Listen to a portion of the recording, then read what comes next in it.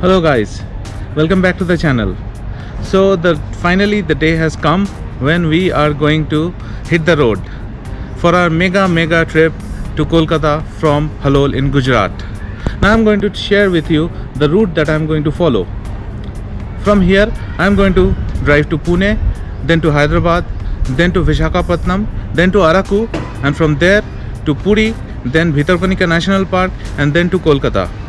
Now obviously the question arises, why such a long route? This route is about 3000 kilometers plus. Well, while searching on Google Maps, it showed me the route from North India, the route which I came from Kolkata long back in February. So that route is via Indore, Kanpur, Allahabad and Kolkata. That route is around 2000 kilometers plus. So why did I choose this road? The first reason is problem of fog in North Indian roads. Well, I wanted to avoid that. And second is that these places, Hyderabad, Pune, Visakhapatnam, I want to go and explore these places as well while moving towards Kolkata. So these are the main two reasons why I chose this route. Now as we move forward, I'll be providing more and more details to you guys about the route and our experiences. So stay tuned for it. So the packing is done and all the luggage have been fit here in the boot of my car. I've set Pune on this map from Halol, and according to it, it shows a time of 10 hours and a kilometer of 593. This is my route. I am on the first leg of my journey. Outside Gujarat, I would really be missing these toll-free lanes. This is the point from which we will turn left towards Mumbai. Straight is Vadodara and on the right it is Ahmedabad. We started from Halol before lunch, so we were searching for a good restaurant or dhaba by the roadside to stop to have our lunch. In Gujarat, there are no shortages of roadside eateries. At regular intervals, one would find very good and hygienic restaurants to have food. Now we have got this outlet called Food Express. We are on National Highway 8 and we have covered 200 kilometers from Halol, and now we have stopped here at this food plaza for having our lunch. It is 2:30 right now. This is quite a good place with good and varied food items and good facilities like neat and clean toilets. The interior decor of this place is also good with bright and refreshing colors. This hotel prepares both vegetarian as well as non-vegetarian dishes. For me, it's always non-veg dishes if they are available. After completing our lunch, it was again time to move on. So finally we completed our lunch. We had aloo paratha, plain paratha with kadai chicken. So now we are done our lunch, and now we are going to go ahead along this road NH8 towards Navi Mumbai, and from Navi Mumbai there is a left turn, I think, which we will consult the maps there. After Surat, the traffic has increased tremendously. I mean, there are hell lot of lorries and trucks and we have to navigate between them. So it's a problem after Surat, but the road condition is awesome and I am loving it. Simply awesome. The road condition is truly excellent, and this road to Mumbai is one of the best highways in the country. Apart from the very heavy traffic, I did not find anything negative about this highway. As we approached Mumbai, the traffic on the highway increased further and our average speed kept on decreasing. Navigating my car from among the large number of trucks on the road reminded me of playing video games in my college days.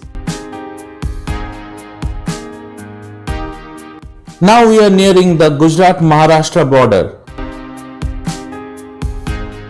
Reached the Gujarat-Maharashtra border, here we found that all the vehicles are being stopped and the passengers are being thermally scanned.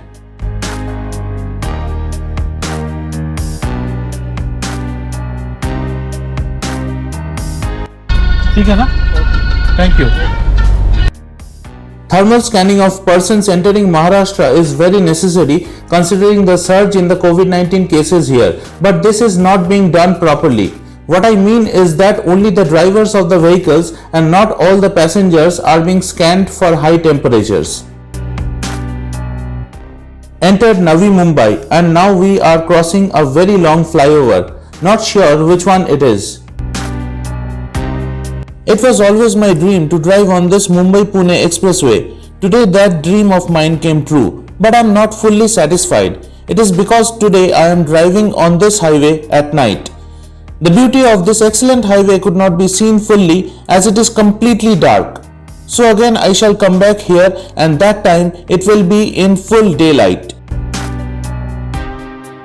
The Mumbai-Pune expressway has a few tunnels as well and it feels great to drive from within these tunnels. These tunnels are very efficiently illuminated in the night.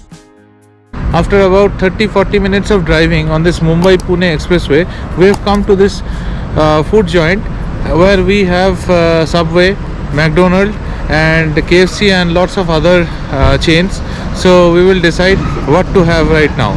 So this is the food joint where we have come to.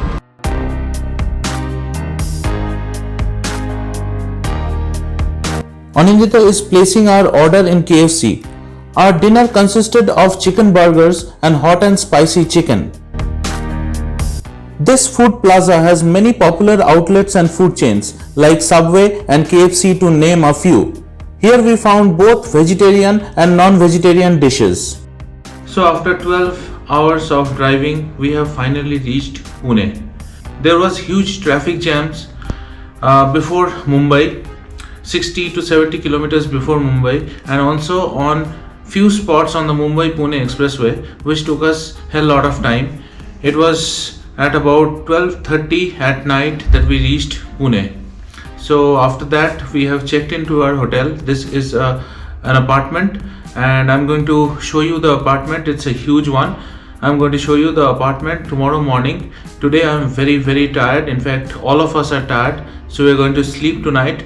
So talk to you tomorrow. One more thing I noticed while entering Maharashtra, they were checking every vehicle by stopping every vehicle and checking their temperatures, but only one person in the vehicle was being checked, only the driver. The driver is just putting out his hand and they were being thermally scanned. So this is ridiculous. I mean, you need to check the whole vehicle, I mean all the passengers in the vehicle, because one person might not be having a fever but other persons might have that high temperature. So what's the use of checking a single guy and not checking all of them? So they should think about it. It might take some time to check all the passengers, but it should be done to avoid this pandemic from spreading.